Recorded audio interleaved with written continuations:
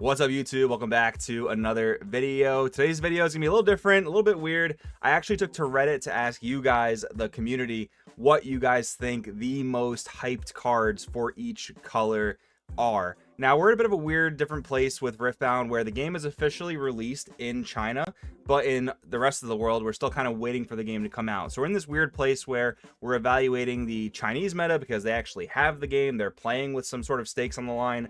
And over in the rest of the world, we're kind of playing for some smaller stakes. Some tournaments are just free entry. So we're still figuring out the meta, having some fun, not super hyper competitive yet, but there's still quite a few cards that have the community talking and buzzing quite a bit because of either how strong they are, or maybe they're actually overrated and overhyped. So I wanted to talk about the cards today, each color that I found and that you guys have recommended to me that are generating the most buzz. We'll talk about if they're actually worth all that hype or if they're a little bit overrated. And if you guys like video styles like this, let me know and I'll do more. It was actually really cool to get feedback from the community and also give me ideas for like which topics you want to get a whole community discussion around, and I'll make videos on them. That actually seems like it'd be a pretty fun series. So anyways, with that being said, we will get into our first color and first set of super hyped cards. When it comes to yellow, the most hyped cards in my and the community's opinion are definitely going to be Baited Hook and Grand Stratagem. Let's tackle these one at a time.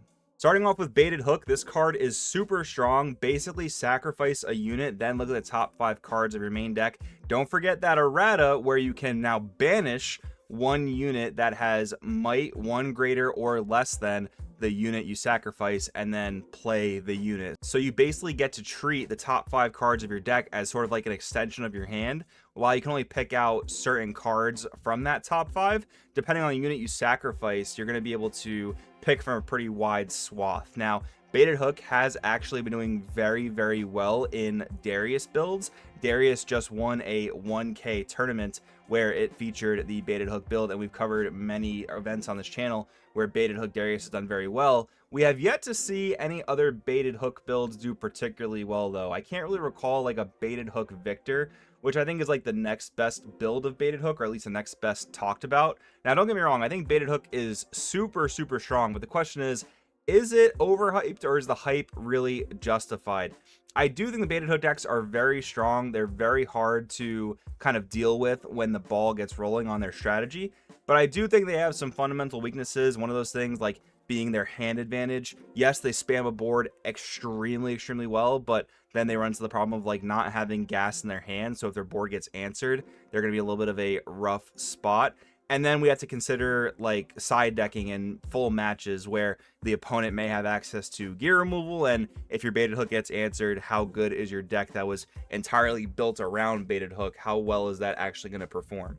So if I had to give Baited Hook a rating, I don't know if I'll do this for every card, but if I had to give Baited Hook a rating, I would say it's about 90% worth all the hype and buzz, and maybe just like 10% slightly overhyped. Although this card will seemingly only get better as we get more and more units to sacrifice and pull from the deck. There may even be a day where a deck is just full of units and 3 Baited Hooks because all the units are just so high power. I'm not saying that's what's going to happen, but it's like a possibility of this type of card, right? So it's super strong. Going to definitely keep an eye on it for sure. I don't know if this will actually budge from one of the top hyped cards, but it's definitely deserving for the most part. Next up, though, still in yellow, we have Grand Stratagem. This card is absolutely insane.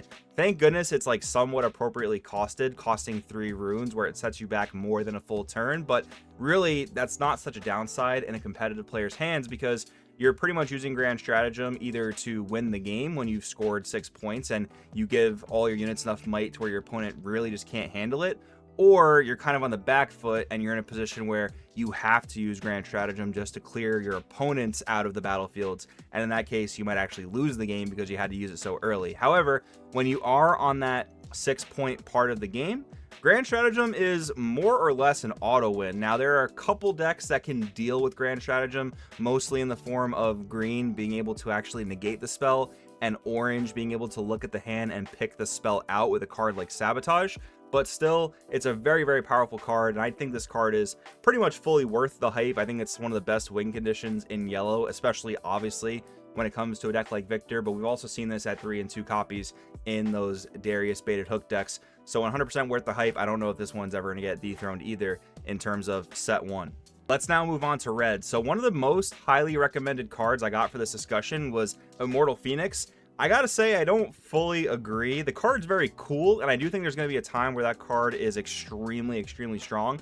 We're just not seeing it in a lot of high placing red builds right now. And of course, nothing is like fully optimized yet. But I think actually the top spot for most hype card is going to go to Falling Star. This card definitely has a lot of buzz and conversation around it, both in the positive and the negative. I have seen a lot of people talk about how Falling Star is just too costly, like it costs 2 runes, it sets you back a full turn. And while that is true, you know, I featured it in my Volibear list, for example, and I know a lot of really good players that also play the card in their list because you just need a card like that to be able to answer aggro when you're playing a late game ramp deck such as Volibear. It's very, very important. Although, yes, it is a vital concern to be worried about setting yourself back on runes, but think about it this way.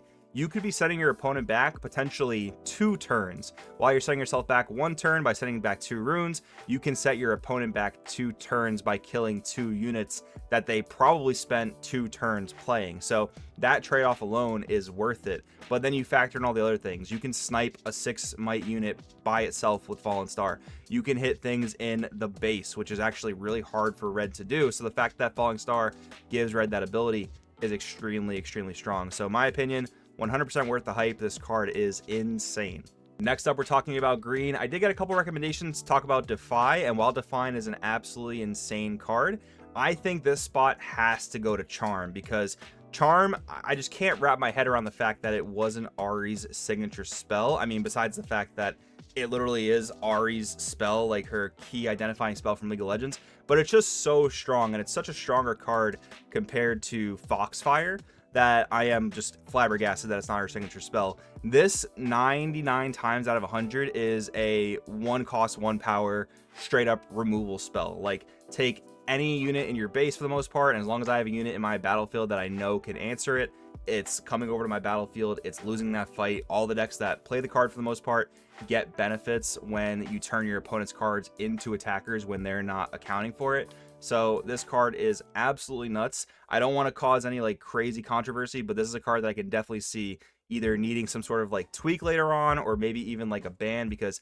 the card is just absolutely nuts. Minor shouts out to Blitzcrank for being essentially the same card but costing 4 more energy. Still a really great card and a really great ability. Obviously, movement is what's unique for the most part about Riftbound compared to other games, and this card, Charm, really just takes that and runs with it. Next up, we've got blue, and I gotta give this to one of my absolute favorite cards in the game, the Thousand-Tailed Watcher. For the most part, every color's gotten this sort of boss monster that costs about 6 to 8 runes, and it has the accelerate option, and it has an absolutely crazy effect on play or on attack, something like that. But blues has to be the best in my opinion. Thousand-Tailed Watcher is just the most perfect game ender for a color like blue that wants to play that long, grindy control game. You're basically taking control of any battlefield, even from a deck like Ari or Master Yi, who are known to not lose battles in battlefields. Thousand-Tailed Watcher, my opinion, 10,000% worth the hype. If you're playing blue, you should be playing this card at least at 2 copies. Next up, let's go to orange. We have another twofer here. Firstly, we're talking about Dazzling Aurora.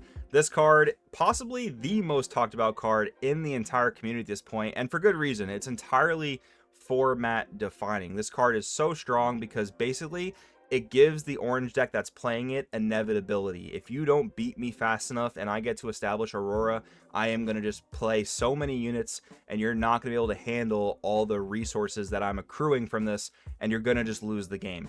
But you might be asking yourself, why haven't we been seeing a lot of Aurora decks like do particularly well? Of course, we've seen them do okay. Like 2 weeks ago, we saw Volibear have a little bit of a resurgence in some events, which is really cool. But we haven't seen Aurora like take over the meta or anything like that. But its presence is still not forgotten. The reason is, when a card like Aurora or a strategy like Aurora exists, every other deck basically has to become aggro or have the ability to win before Aurora really gets the ball rolling. And we've seen a lot of decks do that very successfully, due in part to facts like every deck can play Arena's Greatest and score that additional point, make the game a little bit faster, make it a little more pressure for an Aurora deck, as well as really good aggro decks like Darius Baited Hook, like Master Yi, that plays a little bit lower to the ground with smaller units, scoring very quickly. There are a lot of good aggro decks in the format, but it doesn't mean that Aurora is not an insanely strong card. it almost means like mid-range is really hard to play, because if you want to play a slightly longer game, you might give Aurora that one single turn it needs to really get online. So something strong to consider. I think Aurora totally worth the hype, and if we get decks that ramp even better in future sets, the card's going to be absolutely snapped. We're not done talking about orange though. We're talking about another one of my favorite cards, which is Sabotage. The card just reads insane. You look at it and you're almost like, from a competitive player standpoint, I can't believe they actually printed this card. It costs 1. Yes, it does cost the power, but you get the hand knowledge and you get to rip a non-unit out of their hand. Like, yes, establish your board all that you want, but if you don't have the grand stratagem, if you don't have the removal for this interaction in red or blue or whatever color you're playing, I'm going to win this fight. I'm going to probably win this game with the knowledge that I've accrued, especially if you're a really strong competitive player. Sabotage, absolutely nutty card. I feel like it's talked about a little bit less than Aurora, but this card deserves all the hype and praise in the world because it is just that freaking strong. It's a crazy card.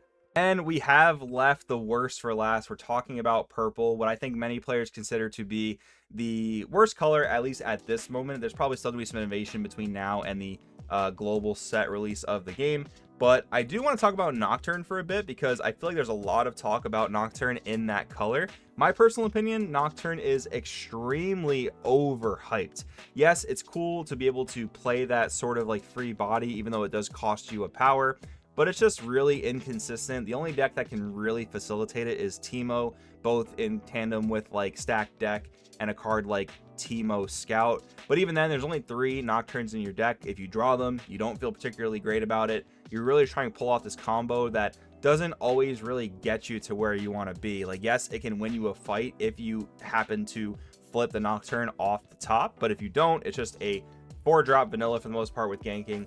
Not really that great. I think Nocturne is 100% overhyped. However, I do want to give kudos to stacked deck. What seems like such a simple card, purple has some of the highest consistency in this game. I think Riftbound has an adequate, somewhat fair, sometimes low amount of draw power, but stacked deck, if you're playing purple, you're going to be able to sculpt your hand and really sculpt your curve however you like. The coolest thing about stacked deck in this game in particular is that you're going to load your deck up with a fair amount of 2-drops because you want to have plays going first, and they're also obviously valid going second. But when you are forced to go second in a purple deck and you have to play a 2-drop, you feel like you're sort of missing your curve. But stacked deck fixes that problem because you can use that third energy to sculpt your hand for the next turn or 3 turns from now. It's a great card that when a purple deck does become the forefront of the meta, stacked deck, I can promise you, is going to be a 3 of in whatever deck that is. I can really guarantee you that. But anyways, guys, that's what we've got for today's video. The top most hyped cards in each color. Let me know in the comments where you agree, where you disagree. Let me know what other types of discussion videos you want to see like this. We'll get the whole community involved. This is actually a really fun one to do. Don't forget to subscribe, like the video, and follow for more Riftbound content. And I'll see you guys in the next one.